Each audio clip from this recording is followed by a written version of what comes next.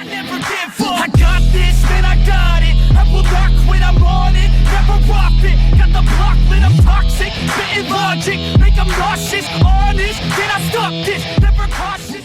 Eh bien salut à tous, j'espère que vous allez bien, en tout cas moi ça va. On se retrouve pour ce petit tuto pour savoir comment changer ses poignées sans se faire chier et en toute simplicité. Suivez-moi, c'est par ici.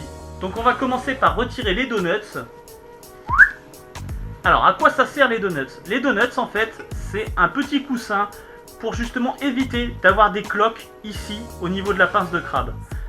Donc quand vous tenez votre poignet comme ça, certaines personnes ont souvent des cloques ici. Ça permet soit d'enlever le problème des cloques à la pince de crabe ou alors d'alléger le problème. Ensuite, on va retirer la poignée. Pour la retirer, il y a plusieurs solutions. Soit vous la coupez parce qu'elle est complètement morte avec un cutter, en faisant attention de ne pas se blesser bien sûr. Soit vous tirez dessus comme un taré pour la retourner carrément du guidon ou carrément la faire coulisser. Soit moi j'utilise la technique de la soufflette avec un compresseur. Pour ceux qui ont la chance d'avoir un compresseur et une soufflette à portée de main.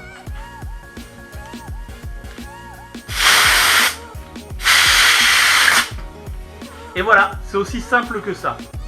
En plus, la soufflette, l'avantage qu'il y a, c'est que demain vous changez la déco de votre moto. Si vous voulez la retirer sans l'abîmer, et la remettre peut-être sur une autre moto ou la remettre plus tard, l'avantage de la soufflette, c'est que ça n'abîme pas votre poignée. D'où l'intérêt aussi de ne pas la coller. Donc maintenant qu'on a retiré la poignée, on va nettoyer, dégraisser cette partie du guidon, car c'est là où va venir se mettre la nouvelle poignée, et il faut que ce soit nickel. Pour dégraisser, il y a plusieurs solutions. L'idéal ça aurait été d'utiliser un nettoyant disque de frein et ça c'est vraiment le produit génial pour dégraisser, nettoyer, ça décape tout. Comme moi j'en ai pas, je vais utiliser de l'essence qui va faire tout à fait pareil. La seule différence c'est qu'il faudra bien essuyer avec un chiffon sec la poignée.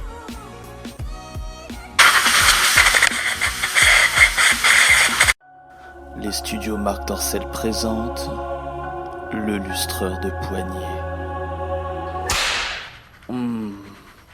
Oh oui, frotte-moi le guidon. Oh vas-y fort. Oh oui, touche-moi le bout du guidon comme ça, oui.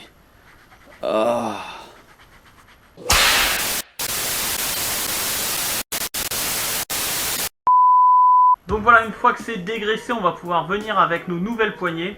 Alors les poignées c'est facile, il faut savoir que les poignées ont un sens, pour les poignées de moto surtout.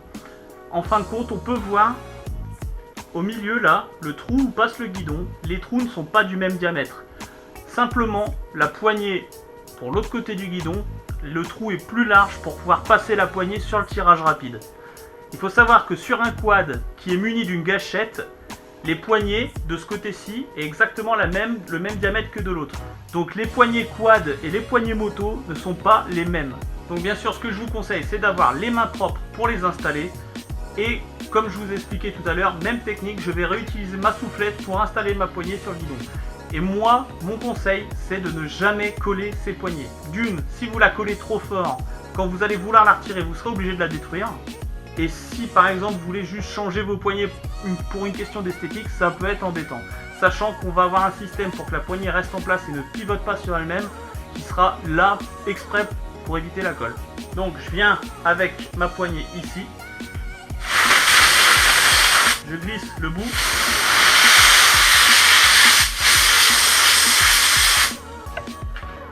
Voilà notre poignée maintenant posée. Il n'y a plus qu'à remettre le donut.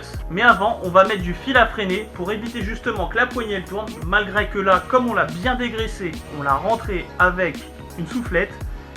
La poignée, vous pouvez remarquer qu'elle ne tourne pas sur elle-même. Donc on va quand même la freiner. Donc voilà, vous êtes muni d'un fil à freiner. Vous pouvez utiliser une pince comme celle-ci pour pouvoir mettre votre fil à freiner. Donc vous venez ici, il y a des petites encoches toutes prévues pour. Vous venez ici, vous attrapez votre fil à freiner avec votre pince. D'accord. Là, c'est un peu plus chiant. Il existe un outil exprès. Il va falloir faire pivoter votre pince pour que le fil à freiner pivote et vienne se serrer ici. Il existe une pince spécifique qui s'appelle une pince, justement, une pince à freiner, qui on va pouvoir verrouiller pour pouvoir la faire pivoter. Donc moi je l'ai pas, je vais le faire manuellement à l'ancienne et ça marche tout aussi bien. Vous pouvez remarquer ici que ça fait une petite tresse. On vient couper la petite tresse à peu près en laissant 5 mm maximum. Donc voici, ça fait une petite tresse comme ceci. Vous la coupez à 5 mm. Une fois que c'est fait, vous allez replier vos 5 mm dans la poignée, histoire de ne pas vous faire de mal avec votre main. Et là, votre poignet ne tournera plus du tout. Il vous reste plus qu'à remettre le petit donut.